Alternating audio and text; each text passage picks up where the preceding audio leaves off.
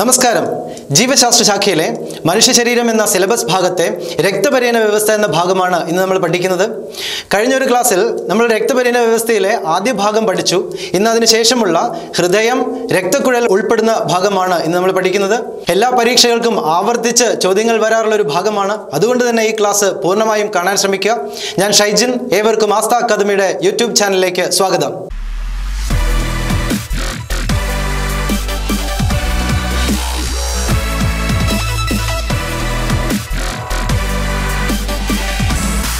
നമുക്ക് ക്ലാസ്സിലേക്ക് കിടക്കാം. ആദ്യം നമുക്ക് രക്തക്കുഴലുകളെ കുറിച്ച് നോക്കാം. രക്തക്കുഴലുകൾ, നമ്മുടെ ശരീരത്തിലെ രക്തക്കുഴലുകൾ പ്രധാനമായും 3 തരമാണുള്ളത്. 3 തരം രക്തക്കുഴലുകളാണുള്ളത്. ഏതൊക്കെയാണത്? രക്തക്കുഴലുകൾ, ഒന്ന് ധമനി, സിര, ലോമിക, ഇങ്ങനെ 3 എണ്ണം. ആർട്ടറീസ്, വെയിൻസ്, ക്യാപ്പില്ലറീസ് എന്നിങ്ങനെ 3 തരം രക്തക്കുഴലുകളാണുള്ളത്. ധമനികൾ, സിരകൾ, ലോമികകൾ. എന്താണ് ധമനിയുടെ പ്രത്യേകത? ധമനി എന്ന രക്തക്കുഴലിലാണ് ശുദ്ധരക്തം വഹിക്കുന്നത്. ചോദ്യം ഇങ്ങനെ ആയിരിക്കും: മനുഷ്യ ശരീരത്തിൽ ശുദ്ധരക്തം വഹിക്കുന്ന രക്തക്കുഴൽ ഏത്? അത് ധമനികളാണ് അല്ലെങ്കിൽ ആർട്ടറികളാണ്. ശുദ്ധരക്തം എന്നാൽ എന്താ? അതിൽ രോഗാണുക്കളോ മറ്റ് അപദ്രവ്യങ്ങളോ അടങ്ങിയ അശുദ്ധ രക്തം എന്നല്ല അർത്ഥം. ശുദ്ധരക്തം എന്നാൽ ഓക്സിജന്റെ അളവ് കൂടുതലുള്ള രക്തം എന്നാണ് അർത്ഥം. ഇപ്പോൾ ഓക്സിജന്റെ അളവ് കൂടുതലുള്ള ശുദ്ധരക്തം വഹിക്കുന്ന രക്തക്കുഴലുകളാണ് ധമനികൾ അഥവാ ആർട്ടറീസ്. അപ്പൊ സിരയാര? അശുദ്ധ രക്തം വഹിക്കുന്ന രക്തക്കുഴലുകളാണ് സിരകൾ അഥവാ വെയിൻസ് എന്നറിയപ്പെടുന്നത്. അശുദ്ധ രക്തം എന്നുകൊണ്ട് ഉദ്ദേശിക്കുന്നത് എന്താ? അതിൽ ഓക്സിജന്റെ അളവ് കുറവും കാർബൺ ഡൈ ഓക്സൈഡിന്റെ അളവ് കൂടുതലുമുള്ള രക്തമാണ് അശുദ്ധ രക്തം. അപ്പോൾ ഓക്സിജന്റെ അളവ് കുറവുള്ള അശുദ്ധ രക്തം വഹിക്കുന്ന രക്തക്കുഴലുകളാണ് സിരകൾ അഥവാ വെയിൻസ് എന്നറിയപ്പെടുന്നത്.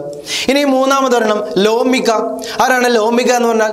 ഈ ധമനികളും സിരകളും ശരീരത്തിൽ എവിടെയെങ്കിലും വെച്ച് കൂടിച്ചേരുന്നുണ്ടെങ്കിൽ ധമനികളെയും സിരകളെയും തമ്മിൽ ബന്ധിപ്പിക്കുന്ന വളരെ നേർത്ത രക്തക്കുഴലുകളാണ് ലോമികകൾ അഥവാ ക്യാപ്പില്ലറീസ് എന്നറിയപ്പെടുന്നത്. ഓർത്തിരിക്കുക, ധമനികളെയും സിരകളെയും തമ്മിൽ ബന്ധിപ്പിക്കുന്ന രക്തക്കുഴലുകളാണ് ലോമിക. അപ്പൊ 3 രക്തക്കുഴൽ കിട്ടിയില്ലേ? ധമനികൾ, സിരകൾ, ലോമികകൾ എന്നറിയപ്പെടുന്നു. ഇനി മനുഷ്യ ശരീരത്തിലെ ഏറ്റവും വലിയ രക്തക്കുഴൽ ഏതാ? മനുഷ്യ ശരീരത്തിലെ ഏറ്റവും വലിയ രക്തക്കുഴലാണ് മഹാധമനി അഥവാ അയോർട്ട. പേര് മറക്കണ്ട, മഹാധമനി അഥവാ അയോർട്ട മനുഷ്യ ശരീരത്തിലെ ഏറ്റവും വലിയ രക്തക്കുഴലാണ്. അപ്പൊ മറ്റൊരു രീതിയിലും ചോദ്യം വരാം: മനുഷ്യ ശരീരത്തിലെ ഏറ്റവും വലിയ ധമനി ഏത്? മനുഷ്യ ശരീരത്തിലെ ഏറ്റവും വലിയ ധമനി എന്നറിയപ്പെടുന്നത് അയോർട്ട അഥവാ മഹാധമനി തന്നെയാണ്. അപ്പൊ മനുഷ്യ ശരീരത്തിലെ ഏറ്റവും വലിയ രക്തക്കുഴലും മനുഷ്യ ശരീരത്തിലെ ഏറ്റവും വലിയ ധമനിയും മഹാധമനി എന്നറിയപ്പെടുന്ന അയോർട്ടയാണെങ്കിൽ മനുഷ്യ ശരീരത്തിലെ ഏറ്റവും വലിയ സിര ഏത്? മനുഷ്യ ശരീരത്തിലെ ഏറ്റവും വലിയ സിര എന്നറിയപ്പെടുന്നത് അധോ മഹാസിര. ഇൻഫീരിയർ വീനക്കാവ എന്നറിയപ്പെടുന്ന അധോ മഹാസിരയാണ് മനുഷ്യ ശരീരത്തിലെ ഏറ്റവും വലിയ സിര എന്നറിയപ്പെടുന്നത്. ഇനി എന്താണ് ശ്വാസകോശ സിര അല്ലെങ്കിൽ എന്താണ് ശ്വാസകോശ ധമനി? നമ്മൾ പറഞ്ഞു ധമനികൾ എന്നാൽ ശുദ്ധരക്തം വഹിക്കുന്ന രക്തക്കുഴലുകളാണ്. അതിൽ എക്സെപ്ഷണൽ കേസിൽ കിടക്കുന്ന ഒരാളാണ് ശ്വാസകോശ ധമനി. എന്താണ് പ്രത്യേകത? അശുദ്ധ രക്തം വഹിക്കുന്ന മനുഷ്യ ശരീരത്തിലെ ഏക ധമനിയാണ് ശ്വാസകോശ ധമനി അഥവാ പൾമൊണറി ആർട്ടറി. അശുദ്ധ രക്തം വഹിക്കുന്ന മനുഷ്യ ശരീരത്തിലെ ഏക ധമനിയാണ് ശ്വാസകോശ ധമനി. അത് ഹൃദയത്തിന്റെ വലത്തെ വെൻട്രിക്കിളിൽ നിന്നും ശ്വാസകോശത്തിലേക്ക് അശുദ്ധ രക്തം കൊണ്ടുപോകുന്ന ഏക ധമനിയാണ്. അപ്പോ ആരാണ് മനുഷ്യ ശരീരത്തിലെ ശുദ്ധരക്തം വഹിക്കുന്ന ഏക സിര? മനുഷ്യ ശരീരത്തിൽ ശുദ്ധരക്തം വഹിക്കുന്ന ഏക സിരയാണ് ശ്വാസകോശ സിര അഥവാ പൾമൊണറി വെയിൻ എന്നറിയപ്പെടുന്നത്. അത് ശ്വാസകോശത്തിൽ നിന്നും ഹൃദയത്തിന്റെ ഇടത്തെ ഓറിക്കിളിലേക്ക് ശുദ്ധരക്തം കൊണ്ടുവരുന്ന മനുഷ്യ ശരീരത്തിലെ ഏക സിരയാണ്.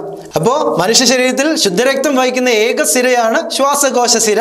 അത് ശ്വാസകോശത്തിൽ നിന്നും ഹൃദയത്തിന്റെ ഇടത്തെ ഓറിക്കിളിലേക്ക് ശുദ്ധരക്തം കൊണ്ടുവരുന്നു. അതേപോലെ മനുഷ്യ ശരീരത്തിൽ അശുദ്ധ രക്തം വഹിക്കുന്ന ഏക ധമനിയാണ് ശ്വാസകോശ ധമനി. അത് ഹൃദയത്തിന്റെ വലത്തെ വെൻട്രിക്കിളിൽ നിന്നും അശുദ്ധ രക്തം ശ്വാസകോശത്തിലേക്ക് കൊണ്ടുപോകുന്ന ഏക സിരയാണ്. ഇനി രക്തക്കുഴലുകൾ പഠിക്കുമ്പോൾ ഒരു പേര് ഓർത്തിരിക്കുക: കൊറോണറി ധമനി. കൊറോണറി ധമനി. ഇപ്പൊ നമ്മുടെ രക്തക്കുഴലിലൂടെ ശരീരത്തിലെ എല്ലാ ഭാഗത്തേക്കും ശുദ്ധരക്തം എത്തിച്ചു കൊടുക്കുന്നു, തിരിച്ച് ഹൃദയത്തിലേക്ക് കൊണ്ടുവരുന്നു, ശ്വാസകോശത്തിലേക്ക് കൊടുക്കുന്നു. ഇത്തരം പ്രവൃത്തികൾ ചെയ്യുന്ന സമയത്ത് ഹൃദയം എന്ന അവയവം പ്രവർത്തിക്കണമെങ്കിൽ ഓക്സിജൻ അടങ്ങിയ രക്തം വേണം. അവിടെ ഹൃദയം ഉള്ളിലുള്ള രക്തത്തിൽ നിന്ന് ഓക്സിജൻ എടുക്കാറില്ല.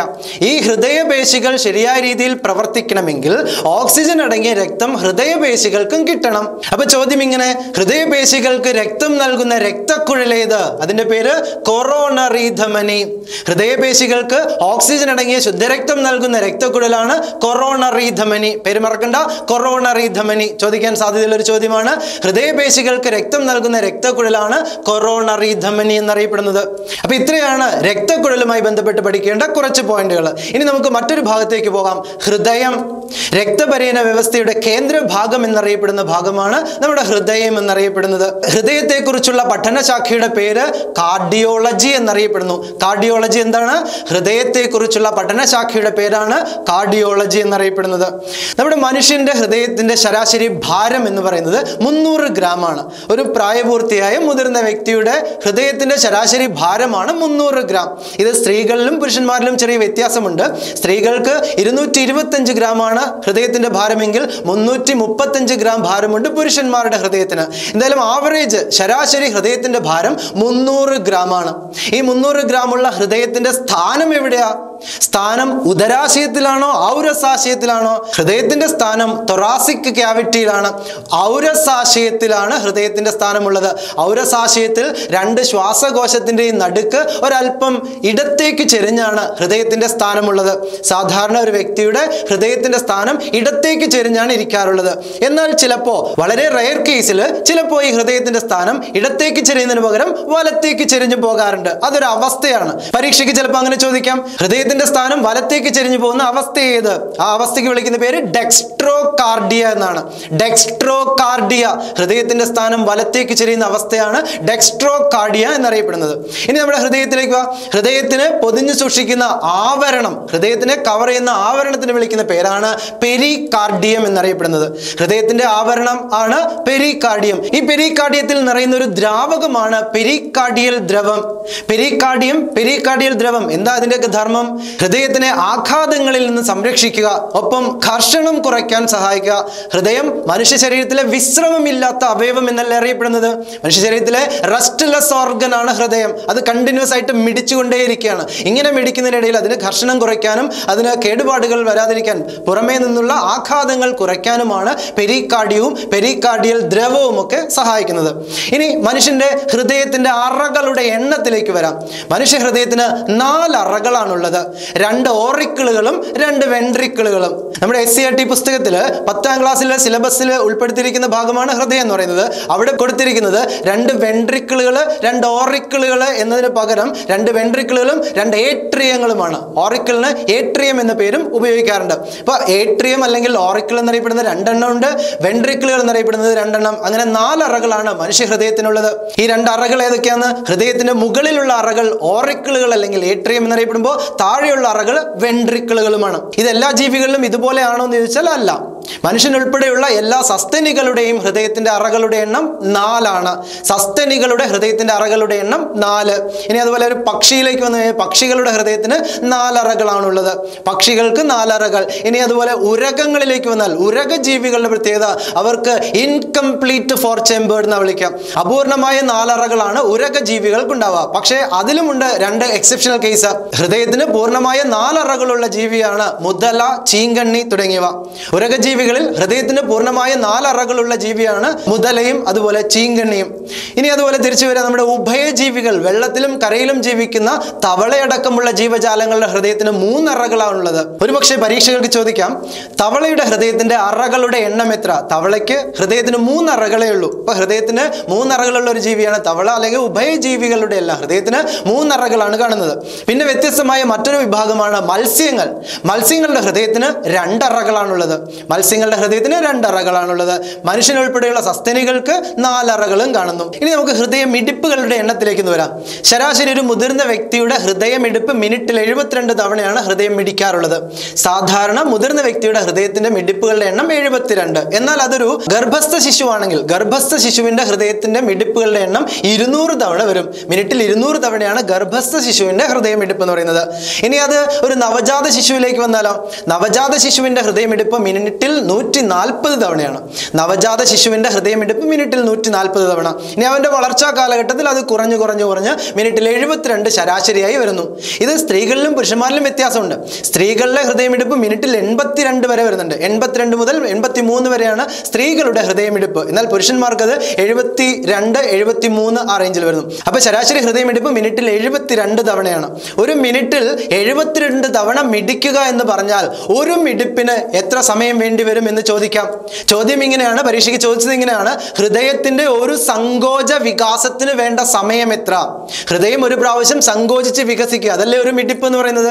ഹൃദയത്തിന്റെ ഒരു സങ്കോചവും ഒരു വികാസവും, ഒരു കോൺട്രാക്ഷനും റിലാക്സേഷനുമാണ് ഒരു മിടിപ്പ് എന്ന് വിളിക്കുന്നത്.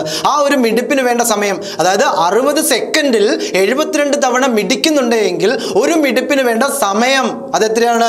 0.82 സെക്കൻഡ് ആണ് ഒരു മിടിപ്പിന് വേണ്ട സമയം. അതായത് ഒരു ഹാർട്ട് ബീറ്റിന് വേണ്ട സമയം, ഒരു ബീറ്റിന് വേണ്ട സമയം, ഒരു മിടിപ്പിന് വേണ്ട സമയം 0.82 സെക്കൻഡ്. നമ്മുടെ നോർമൽ ഹാർട്ട് ബീറ്റ് 72 ആണെന്ന് പറഞ്ഞല്ലോ. ഈ 72 ചിലപ്പോൾ കൂടി വന്ന് ഹൃദയമിടിപ്പ് മിനിറ്റിൽ 100-ൽ കൂടുതലാകുന്ന ഒരു അവസ്ഥ വരാറുണ്ട്. ഹൃദയമിടിപ്പ് 100-ൽ കൂടുതലാകുന്ന അവസ്ഥയ്ക്ക് വിളിക്കുന്ന പേരാണ് ടാക്കികാർഡിയ. ഹൃദയമിടിപ്പ് 100-ൽ കൂടുതലാകുന്ന അവസ്ഥയ്ക്ക് വിളിക്കുന്ന പേരാണ് ടാക്കികാർഡിയ. അതേസമയത്ത് തിരിച്ചും സംഭവിക്കാം. ഹൃദയമിടിപ്പ് കുറഞ്ഞു വന്ന് 60-ലും കുറഞ്ഞു പോകുന്ന ഒരവസ്ഥയിലേക്ക് വരാം. ഹൃദയമിടിപ്പ് 60-ലും കുറഞ്ഞു പോകുന്ന അവസ്ഥയ്ക്ക് വിളിക്കുന്ന പേരാണ് ബ്രാഡികാർഡിയ എന്നറിയപ്പെടുന്നത്. ബ്രാഡികാർഡിയ. അപ്പൊ മാറിപ്പോരുത്. ഹൃദയമിടിപ്പ് 100-ൽ കൂടുതലാകുന്ന അവസ്ഥ ടാക്കികാർഡിയ എന്നറിയപ്പെടുമ്പോൾ ഹൃദയമിടിപ്പ് 60-ൽ കുറയുന്ന അവസ്ഥയ്ക്ക് വിളിക്കുന്ന പേരാണ് ബ്രാഡികാർഡിയ എന്നറിയപ്പെടുന്നത്. ഇനി ഹൃദയത്തിന്റെ പ്രവർത്തനത്തിലേക്ക് നമുക്കൊന്ന് പോയി നോക്കാം. അപ്പൊ ആദ്യം ഹൃദയത്തിന്റെ സ്ട്രക്ചർ നിങ്ങളുടെ മനസ്സിലേക്ക് ഒന്ന് കൊണ്ടുവരണം. ആ സ്ട്രക്ചറിൽ നമ്മൾ പറഞ്ഞല്ലോ, മുകളിലുള്ള 2 അറകൾ ഓറിക്കിളുകളും താഴെയുള്ള 2 വെൻട്രിക്കിളുമാണ്. ഓറിക്കിൾ അഥവാ ഏട്രിയം മുകളിൽ. അപ്പൊ നമുക്ക് ഈ ഹൃദയത്തിന്റെ വലത്തെ അറകൾ ഏതൊക്കെയാ നോക്കാം. ഹൃദയത്തിന്റെ വലത്തെ അറകൾ വലത്തെ ഓറിക്കിളും വലത്തെ വെൻട്രിക്കിളുമാണ്. ഇടത്തെ അറയ്ക്ക് വന്നാലോ, ഇടത്തെ അറ ഇടത്തെ ഓറിക്കിളും ഇടത്തെ വെൻട്രിക്കിളുമാണ്. അപ്പോൾ വലത്തെ അറകള് ഇടത്തെ അറകള് ഇങ്ങനെ വേണം വേർതിരിക്കാൻ. ഇനി ഇവിടെ വേറൊരു കാര്യം ശ്രദ്ധിക്കണം. വലത്തെ അറകളിൽ ഏത് രക്തമാണ് നിറയുന്നത്? പരീക്ഷയ്ക്ക് ചോദിക്കാം. വലത്തെ അറകളിൽ നിറയുന്ന രക്തത്തിന്റെ പ്രത്യേകത, വലത്തെ അറകളിൽ അശുദ്ധ രക്തമാണ് നിറയുന്നത്. ഹൃദയത്തിന്റെ വലത്തെ അറകളായ വലത്തെ ഓറിക്കിളിലും വലത്തെ വെൻട്രിക്കിളിലും അശുദ്ധ രക്തമാണ് കാണുന്നതെങ്കിൽ ഹൃദയത്തിന്റെ ഇടത്തെ അറകളിലാണ് ശുദ്ധരക്തം നിറയുന്നത്. അപ്പൊ ശുദ്ധരക്തം കാണുന്ന അറകൾ ഹൃദയത്തിന്റെ ഇടത്തെ അറകളാണ്. ഇടത്തെ ഓറിക്കിളിലും ഇടത്തെ വെൻട്രിക്കിളുകളിലും ശുദ്ധരക്തം കാണുന്നു. ഇനി ഹൃദയത്തിന്റെ ഈ 2 അറകളെ തമ്മിൽ ബന്ധിപ്പിക്കാൻ, അതായത് വലത്തെ ഓറിക്കിളിനെയും വലത്തെ വെൻട്രിക്കിളിനെയും തമ്മിൽ ബന്ധിപ്പിക്കുന്ന വാൽവ് ത്രിദള വാൽവ് എന്നറിയപ്പെടുന്നു. ഓർത്ത് വെക്കുക, വലത്തെ അറകളെ തമ്മിൽ ബന്ധിപ്പിക്കുന്ന വാൽവാണ് ത്രിദള വാൽവ് അഥവാ ട്രൈകസ്പിഡ് വാൽവ്. ത്രിദള വാൽവ് അഥവാ ട്രൈകസ്പിഡ് വാൽവ്. അശുദ്ധ രക്തം വഹിക്കുന്ന വലത്തെ അറകളെ തമ്മിൽ ബന്ധിപ്പിക്കുന്ന വാൽവുകളാണ് ട്രൈകസ്പിഡ് അഥവാ ത്രിദള വാൽവ് എങ്കിൽ, ശുദ്ധരക്തം വഹിക്കുന്ന ഇടത്തെ അറകളെ തമ്മിൽ ബന്ധിപ്പിക്കുന്ന വാൽവുകളാണ് ദ്വിദള വാൽവ് അഥവാ ബൈകസ്പിഡ് വാൽവ്. ദ്വി 2 ദള വാൽവ്, ദ്വിദള വാൽവ്. ഇടത്തെ അറകളെ തമ്മിൽ ബന്ധിപ്പിക്കുമ്പോൾ വലത്തെ അറകളെ തമ്മിൽ ബന്ധിക്കുന്നത് ത്രിദള വാൽവ് അഥവാ ട്രൈകസ്പിഡ് വാൽവാണ്. ഇപ്പൊ നമ്മൾ നേരത്തെ രക്തക്കുഴലുകളെ കുറിച്ച് പറഞ്ഞല്ലോ. ശ്വാസകോശത്തിൽ നിന്ന് ശുദ്ധരക്തം വഹിക്കുന്ന ഒരേ ഒരു സിരയേ ഉള്ളൂ, അത് ശ്വാസകോശ സിരയാണ്, പൾമണറി വെയിൻ ആണെന്ന് പറഞ്ഞല്ലോ. അപ്പൊ അത് ശ്വാസകോശത്തിൽ നിന്ന് ശുദ്ധരക്തം കൊണ്ടുവരുന്ന പൾമണറി വെയിൻ അഥവാ ശ്വാസകോശ സിര വന്നു ചേരുന്നത് ഹൃദയത്തിന്റെ ഇടത്തെ ഓറിക്കിളിലേക്കാണ്. ഇനി അവിടെ എത്തിയ ശുദ്ധരക്തം ദ്വിദള വാൽവ് തുറന്ന് ഹൃദയത്തിന്റെ ഇടത്തെ അറയിലെ വെൻട്രിക്കിളിലേക്ക് ഇറങ്ങി വരുന്നു. ദ്വിദള വാൽവ് തുറന്ന് ഇടത്തെ വെൻട്രിക്കിളിലെത്തി. ഇടത്തെ വെൻട്രിക്കിളിലെത്തിയ രക്തം പിന്നെ പോകേണ്ടത് ശരീരത്തിന്റെ എല്ലാ ഭാഗത്തേക്കുമാണ്. അതിന് കൊണ്ടുപോകാൻ സഹായിക്കുന്ന മനുഷ്യ ശരീരത്തിലെ ഏറ്റവും വലിയ ധമനിയായ, മനുഷ്യ ശരീരത്തിലെ ഏറ്റവും വലിയ രക്തക്കുഴലായ മഹാധമനി അഥവാ അയോർട്ടയാണ് ഹൃദയത്തിൽ നിന്ന് ശുദ്ധരക്തം ശരീരത്തിന്റെ എല്ലാ ഭാഗത്തേക്കും കൊണ്ടുപോകുന്ന രക്തക്കുഴൽ. അത് നമുക്ക് നമ്മുടെ ഹൃദയത്തിന്റെ സ്ട്രക്ചർ നോക്കിയാൽ കാണാൻ പറ്റും. ഇടത്തെ ഓറിക്കിളിലേക്ക് ശുദ്ധരക്തം കൊണ്ടുവരുന്ന ഏക സിരയാണ് ശ്വാസകോശ സിര. ദ്വിദള വാൽവ് തുറന്ന് ഹൃദയത്തിന്റെ ഇടത്തെ വെൻട്രിക്കിളിലേക്ക് ശുദ്ധരക്തം എത്തുന്നു. അവിടെ നിന്ന് രക്തം പുറത്തേക്ക് പോകുന്നത് മഹാധമനി അഥവാ അയോർട്ട എന്ന രക്തക്കുഴൽ വഴി. ഇനി അതുപോലെ ശരീരത്തിന്റെ എല്ലാ ഭാഗത്തു നിന്നുമുള്ള അശുദ്ധ രക്തം കളക്ട് ചെയ്ത് ഹൃദയത്തിലേക്ക് കൊണ്ടുവരുന്ന രക്തക്കുഴലുകളാണ് ഊർധ്വ മഹാസിരയും അധോ മഹാസിരയും.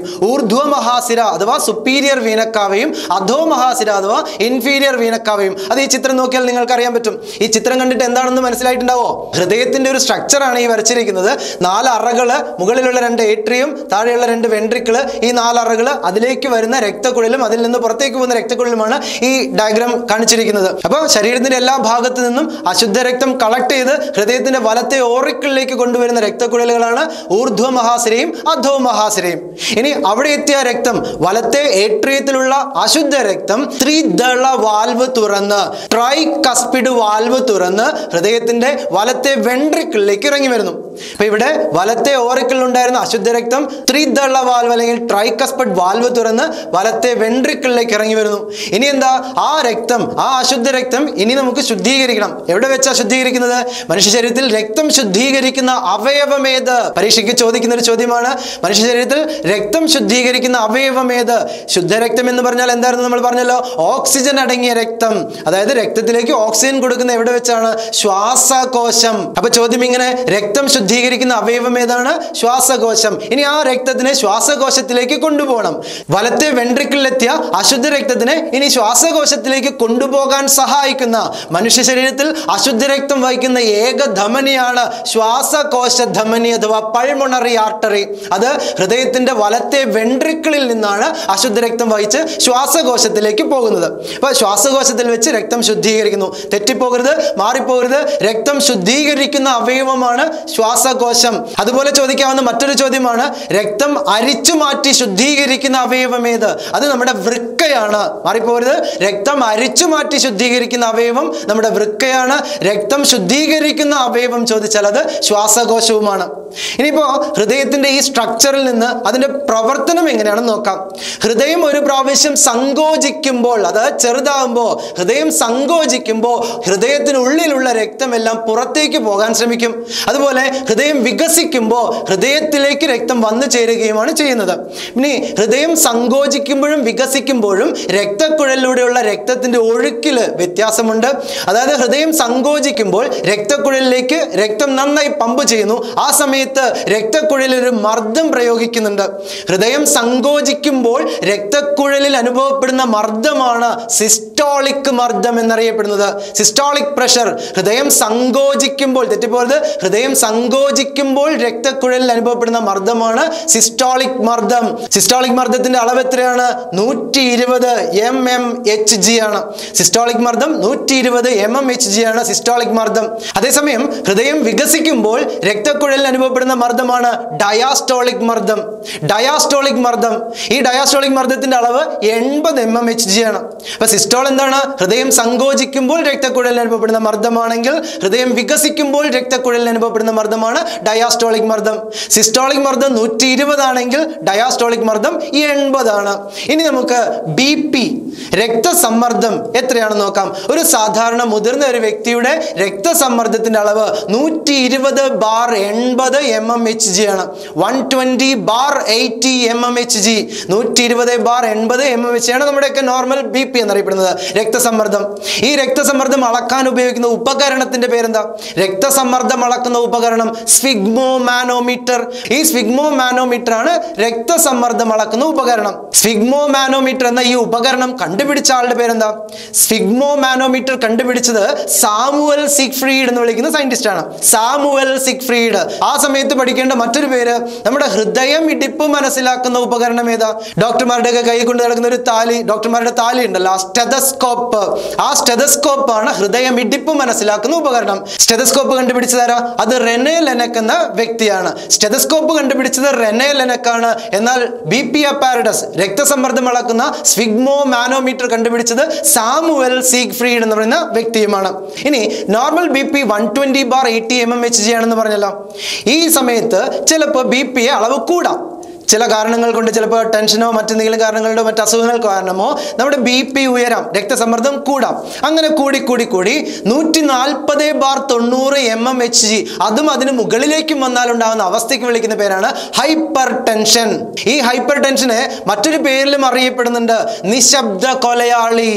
സൈലന്റ് കില്ലർ എന്നറിയപ്പെടുന്ന രോഗമാണ് ഹൈപ്പർ ടെൻഷൻ എന്നറിയപ്പെടുന്ന രോഗം. പരീക്ഷയ്ക്ക് ചോദിക്കാവുന്ന ഒരു ചോദ്യമാണ്. നിശബ്ദ കൊലയാളി എന്നറിയപ്പെടുന്ന രോഗം ഏതാണ്? അത് ഹൈപ്പർ ടെൻഷൻ, ഹൈ BP എന്നറിയപ്പെടുന്നു. ഹൈ BP 140/90 mmHg മുകളിലായാലുണ്ടാകുന്ന അവസ്ഥ. അതേപോലെ തിരിച്ചും സംഭവിക്കാം. BP കുറഞ്ഞു വന്ന് 90/60 mmHg അതും അതിൽ കുറയുകയും ചെയ്തു കഴിഞ്ഞാൽ ഉണ്ടാകുന്ന അവസ്ഥയാണ് ഹൈപ്പോ ടെൻഷൻ അഥവാ ലോ BP എന്നറിയപ്പെടുന്നത്. ഇനി മറ്റൊരു ഭാഗത്തേക്ക് നമുക്ക് വരാം. ഹൃദയത്തിന്റെ പ്രവർത്തനം നമ്മൾ നേരത്തെ പറഞ്ഞല്ലോ. ഹൃദയം സങ്കോചിക്കുന്നു, വികസിക്കുന്നു. ഈ ഹൃദയ സങ്കോച വികാസങ്ങൾ നടക്കുന്ന സമയത്ത് രണ്ട് തരത്തിലുള്ള പര്യയനം നടക്കുന്നുണ്ട്. ഒരു പൾമണറി പര്യയനവും ഒരു സിസ്റ്റമിക് പര്യയനവും നടക്കുന്നുണ്ട്. എന്താണ് സിസ്റ്റമിക് പര്യയനം എന്ന് പറഞ്ഞാൽ? സിസ്റ്റമിക് പര്യയനം എന്ന് പറഞ്ഞാൽ നമ്മുടെ ഇടത്തെ വെൻട്രിക്കിളിൽ നിന്ന് ശുദ്ധരക്തം അയോർട്ട വഴി ശരീരത്തിന്റെ എല്ലാ ഭാഗത്തേക്കും എത്തിക്കുന്നു. അവിടെ നിന്നും അശുദ്ധ രക്തം തിരിച്ച് നമ്മുടെ സുപ്പീരിയർ ഇൻഫീരിയർ വീനക്കാവുകൾ വഴി വലത്തെ ഓറിക്കിളിലേക്ക് എത്തിക്കുന്നു. ഈ ഒരു പ്രവർത്തനത്തിന് വിളിക്കുന്ന പേരാണ് സിസ്റ്റമിക് പര്യനം. എവിടെ തുടങ്ങി? ഇടത്തെ വെൻട്രിക്കിളിൽ നിന്ന് തുടങ്ങി വലത്തെ ഓറിക്കിളിൽ അവസാനിക്കുന്ന പര്യനമാണ് സിസ്റ്റമിക് പര്യനം എന്നറിയപ്പെടുന്നത്. സിസ്റ്റമിക് സർക്കുലേഷൻ എന്നറിയപ്പെടുന്നത് ഇടത്തെ വെൻട്രിക്കിളിൽ നിന്ന് തുടങ്ങി ശരീരത്തിന്റെ എല്ലാ ഭാഗത്തേക്കും പോയി അവിടെ നിന്ന് അശുദ്ധ രക്തം ഹൃദയത്തിന്റെ വലത്തെ ഓറിക്കിളിലേക്ക് എത്തിക്കുന്ന പര്യനം സിസ്റ്റമിക് പര്യനം എന്നറിയപ്പെടുന്നു. ഇനി രണ്ടാമത്തെ പര്യനം ഏതാ? അത് പൾമണറി പര്യനമാണ്. പൾമണറി പര്യനം എവിടുന്ന തുടങ്ങുന്നത്? അത് ഹൃദയത്തിന്റെ വലത്തെ വെൻട്രിക്കിളിൽ നിന്ന് തുടങ്ങി ഇടത്തെ ഓറിക്കിളിൽ അവസാനിക്കുന്ന പര്യനമാണ്. വലത്തെ വെൻട്രിക്കിളിൽ നിന്ന് തുടങ്ങി ഇടത്തെ ഓറിക്കിളിൽ അവസാനിക്കുന്ന പര്യനമാണ് പൾമണറി പര്യനം. അവിടെ വലത്തെ വെൻട്രിക്കിളിൽ നിന്നും അശുദ്ധ രക്തം നമ്മുടെ ശ്വാസകോശ ധമനി വഴി ശ്വാസകോശത്തിലേക്ക് എത്തുകയും ശ്വാസകോശത്തിൽ നിന്നും ശുദ്ധരക്തം വഹിച്ച് ശ്വാസകോശ സിര ഹൃദയത്തിന്റെ വലത്തെ ഓറിക്കിളിലേക്ക് എത്തിക്കുകയും ചെയ്യുന്നു. ഇതാണ് പൾമണറി പര്യനം എന്നറിയപ്പെടുന്നത്. അപ്പൊ രണ്ട് രീതിയിലുള്ള പര്യനം ഓർത്തിരിക്കാം. ഇതൊക്കെ SCERT ടെക്സ്റ്റ് ബുക്കിൽ ഉള്ളതാണ്. ഓർത്ത് വെക്കണം, പഠിച്ചു വെക്കണം. പരീക്ഷകൾക്ക് ചോദിക്കാനും സാധ്യതയുള്ളതാണ്. ഇനി നമുക്ക് മറ്റൊരു ഭാഗത്തേക്ക് വരാം. മനുഷ്യ ശരീരത്തിലെ വിശ്രമമില്ലാത്ത ഒരു അവയവമാണ് നമ്മുടെ ഹൃദയം. ആ ഹൃദയത്തിന്റെ പേശികളാണ് പെരികാർഡിയം, മയോകാർഡിയം, എൻഡോകാർഡിയം തുടങ്ങിയ പേശികൾ. ഈ പേശികൾ കണ്ടിന്യൂസ് ആയിട്ട് മിടിച്ചുകൊണ്ടിരിക്കാൻ അല്ലെങ്കിൽ ആ പേശികളെ എല്ലാ സമയത്തും ഉത്തേജിപ്പിക്കാൻ സഹായിക്കുന്ന ഹൃദയത്തിന്റെ ഭാഗമാണ് SA നോഡ് എന്നറിയപ്പെടുന്നത്. സിനു ഓറിക്കുലാർ നോഡ് എന്നറിയപ്പെടുന്ന SA നോഡാണ് ഹൃദയപേശികളെ ഉത്തേജിപ്പിക്കുന്ന ഹൃദയത്തിന്റെ ഭാഗം എന്നറിയപ്പെടുന്നത്. ആ SA നോഡ് ശരിയായ രീതിയിൽ പ്രവർത്തിക്കുന്നതുകൊണ്ട് എല്ലാ സമയത്തും ഹൃദയം മിടിച്ചുകൊണ്ടിരിക്കുന്നു. ഏതെങ്കിലും കാരണം കൊണ്ട് SA നോഡിന് എന്തെങ്കിലും ബുദ്ധിമുട്ട് വന്നാൽ, തകരാറ് വന്നാൽ അത് മാറ്റി പകരം ഒരു ഉപകരണം വെച്ച് പിടിപ്പിക്കാറുണ്ട്. പരീക്ഷയ്ക്ക് ചോദിക്കുന്ന രീതിയിൽ പറയുകയാണെങ്കിൽ ഹൃദയപേശികളെ ഉത്തേജിപ്പിക്കുന്ന ഉപകരണം ഏത്? ആ ഉപകരണത്തിന് വിളിക്കുന്ന പേരാണ് പേസ് മേക്കർ. ഹൃദയപേശികളെ ഉത്തേജിപ്പിക്കുന്ന ഹൃദയത്തിന്റെ ഭാഗമാണ് SA നോഡ്. ഈ SA നോഡ് അറിയപ്പെടുന്നത് ഹൃദയത്തിന്റെ പേസ് മേക്കർ എന്ന്. ഇനി അതുപോലെ SA നോഡിന് എന്തെങ്കിലും കേടുപാടുകൾ സംഭവിച്ചാൽ വെച്ചു കൊടുക്കുന്ന ഉപകരണമാണല്ലോ പേസ് മേക്കർ. ആ പേസ് മേക്കറിനെ അറിയപ്പെടുന്നത് ഹൃദയത്തിന്റെ ഹൃദയം എന്നാണ്. ഹാർട്ട് ഓഫ് ഹാർട്ട് എന്നറിയപ്പെടുന്നത് പേസ് മേക്കർ. ഹൃദയത്തിന്റെ ഹൃദയം പേസ് മേക്കർ എന്നറിയപ്പെടുമ്പോൾ ഹൃദയത്തിന്റെ പേസ് മേക്കർ എന്നറിയപ്പെടുന്ന ആളാണ് SA നോഡ്. ഇനി ഇങ്ങനെയുള്ള പ്രശ്നങ്ങളൊക്കെ വന്നാൽ, അതായത് നമ്മുടെ ഹൃദയത്തിന്റെ പേശികൾ പ്രവർത്തിക്കുന്നില്ല, അല്ലെങ്കിൽ നമ്മുടെ ഹൃദയത്തിലെ വാൽവുകൾ ശരിയായ രീതിയിൽ പ്രവർത്തിക്കുന്നില്ല, ഹൃദയത്തിന്റെ മിടിപ്പ് അതിന്റെ താളാത്മകത നഷ്ടപ്പെട്ടു പോവുകയൊക്കെ ആണെങ്കിൽ നമുക്ക് വേണമെങ്കിൽ നമ്മുടെ ഹൃദയം മാറ്റിവെക്കാം. അങ്ങനെ ഹൃദയം മാറ്റിവെക്കൽ ശാസ്ത്രക്രിയയും ലോകത്ത് നടന്നു. ലോകത്താദ്യമായി ഒരു ഹൃദയമാറ്റ ശാസ്ത്രക്രിയ നടത്തിയത് 1967 ഡിസംബർ മാസം 3-ാം തീയതി ദക്ഷിണാഫ്രിക്കയിലുള്ള ഗ്രൂട്ട് ഷൂർ ആശുപത്രിയിൽ വെച്ചാണ് ആദ്യമായി ഒരു ഹൃദയമാറ്റ ശാസ്ത്രക്രിയ നടത്തിയത്. ലൂയിസ് വാഷ്കാൻസ്കി എന്നൊരാളുടെ ശരീരത്തിലേക്ക് ഹൃദയം മാറ്റിവെച്ച് വിജയിച്ച ഡോക്ടറാണ് ഡോക്ടർ ക്രിസ്ത്യൻ ബർണാഡ്. മറന്നുപോകേണ്ട, 1967 ഡിസംബർ 3-ന് ദക്ഷിണാഫ്രിക്കയിലെ ഗ്രൂട്ട് ഷൂർ ആശുപത്രിയിൽ വെച്ച് ലൂയിസ് വാഷ്കാൻസ്കിയുടെ ശരീരത്തിലേക്ക് ഹൃദയം മാറ്റിവെച്ച് വിജയിച്ച ഡോക്ടറാണ് ഡോക്ടർ ക്രിസ്ത്യൻ ബർണാഡ്. ചോദ്യം ഇങ്ങനെ, ആദ്യമായി ഹൃദയം മാറ്റിവെച്ച ഡോക്ടർ ആര് അല്ലെങ്കിൽ വ്യക്തി ആര്? അദ്ദേഹത്തിന്റെ പേര് ക്രിസ്ത്യൻ ബർണാഡ്. ഏത് വർഷം? 1967 ഡിസംബർ മാസം 3-ാം തീയതി. ഓർത്തിരിക്കുക, ആ ദിവസത്തിന് പ്രത്യേകതയുണ്ട്. ഡിസംബർ 3 ഇന്ന് ലോക ഹൃദയമാറ്റ ദിനമായി ആചരിക്കുന്നു. വേൾഡ് ഹാർട്ട് ട്രാൻസ്പ്ലാന്റേഷൻ ഡേ, ലോക ഹൃദയമാറ്റ ദിനമായി ആചരിക്കുന്നത് ഡിസംബർ 3 ആണ്. ഇനി ഇന്ത്യയിൽ ആദ്യമായി ഹൃദയം മാറ്റിവെച്ചത് 1994 ഓഗസ്റ്റ് മാസം 3-നാണ്. രണ്ടും 3-ാം തീയതിയാണ്, ഓർത്തിരിക്കണം. 1994 ഓഗസ്റ്റ് 3-നാണ് ഇന്ത്യയിൽ ആദ്യമായി ഹൃദയം മാറ്റിവെക്കുന്നത്. മുംബൈയിലുള്ള all India Institute of Medical Science അഥവാ എയിംസ് ഹോസ്പിറ്റലിൽ വെച്ചാണ് ആദ്യമായി ഹൃദയം മാറ്റിവെക്കുന്നത്. ഇന്ത്യയിൽ ആദ്യമായി ഹൃദയം മാറ്റിവെച്ച ഡോക്ടർ വേണുഗോപാലാണ്. ഇന്ത്യയിൽ ആദ്യമായി ഹൃദയം മാറ്റിവെച്ച ഡോക്ടറാണ് ഡോക്ടർ വേണുഗോപാൽ. ഏതാ ദിവസം? ഓഗസ്റ്റ് 3. ഓർത്തിരിക്കുക, ഓഗസ്റ്റ് 3 ദേശീയ ഹൃദയമാറ്റ ദിനം. ദേശീയ ഹൃദയമാറ്റ ദിനം എന്നറിയപ്പെടുന്നത് ഓഗസ്റ്റ് 3. ലോക ഹൃദയമാറ്റ ദിനം ഡിസംബർ 3 ദേശീയ ഹൃദയമാറ്റ ദിനം ഓഗസ്റ്റ് 3. ഇനി നമ്മുടെ കൊച്ചു കേരളത്തിലും ഈ ഹൃദയമാറ്റ ശസ്ത്രക്രിയ നടത്തി. 2003 മെയ് മാസം 13 കേരളത്തിൽ ആദ്യമായി ഹൃദയം മാറ്റിവെക്കുന്നത്. 2003 മെയ് 13 കൊച്ചിയിലെ മെഡിക്കൽ ട്രസ്റ്റ് ഹോസ്പിറ്റലിൽ വെച്ചാണ് കേരളത്തിൽ ആദ്യമായി ഒരു ഹൃദയം മാറ്റിവെക്കുന്നത്. കേരളത്തിൽ ആദ്യമായി ഹൃദയം മാറ്റിവെച്ച ഡോക്ടറാണ് ഡോക്ടർ ജോസ് ചാക്കോ പെരിയപുരം. അപ്പൊ 2003 മെയ് 13 കൊച്ചിയിലെ മെഡിക്കൽ ട്രസ്റ്റ് ഹോസ്പിറ്റലിൽ വെച്ച് ഹൃദയം മാറ്റിവെച്ച ഡോക്ടറാണ് ഡോക്ടർ ജോസ് ചാക്കോ പെരിയപുരം. ഇനി അടുത്തത്, കേരളത്തിൽ ആദ്യമായി ഒരു ഗവൺമെന്റ് ഹോസ്പിറ്റലിൽ ഹൃദയം മാറ്റിവെച്ചത് ഡോക്ടർ TK ജയകുമാർ എന്ന വ്യക്തിയാണ്. 2015 സെപ്റ്റംബർ 15 കേരളത്തിൽ ആദ്യമായി ഒരു ഗവൺമെന്റ് ഹോസ്പിറ്റലിൽ ഹൃദയം മാറ്റിവെക്കുന്നത്. ഇപ്പൊ കേരളത്തിൽ ആദ്യമായി ഗവൺമെന്റ് ഹോസ്പിറ്റലിൽ ഹൃദയം മാറ്റിവെച്ച ഡോക്ടറാണ് doctor TK Jayakumar. Kottayam government medical കോളേജിലാണ് ഈ ഒരു ശസ്ത്രക്രിയ ആദ്യമായിട്ട് നടത്തുന്നത്. അപ്പോൾ അത്രയും കാര്യം ഓർത്തിരിക്കാലോ. ഇനി എന്നാണ് ലോക ഹൃദയ ദിനം എന്ന് ചോദിച്ചാൽ എന്ന് എഴുതുക. ലോക ഹൃദയ ദിനം സെപ്റ്റംബർ മാസം 29. സെപ്റ്റംബർ 29 ലോക ഹൃദയ ദിനമായി ആചരിക്കുന്നത്. എന്നാൽ ലോക ഹൃദയമാറ്റ ദിനം എന്നാണ്, അത് ഡിസംബർ 3. തെറ്റിപ്പോരുത്. ലോക ഹൃദയമാറ്റ ദിനം ഡിസംബർ 3, ലോക ഹൃദയ ദിനം സെപ്റ്റംബർ 29. അപ്പൊ ഇത്രയുമാണ് ഇന്നത്തെ ക്ലാസ്സിൽ നമ്മൾ പഠിക്കാൻ ഉദ്ദേശിച്ചത്. ഇന്നത്തെ ക്ലാസ് നിങ്ങൾക്ക് എല്ലാവർക്കും മനസ്സിലായി എന്ന് വിചാരിക്കുന്നു.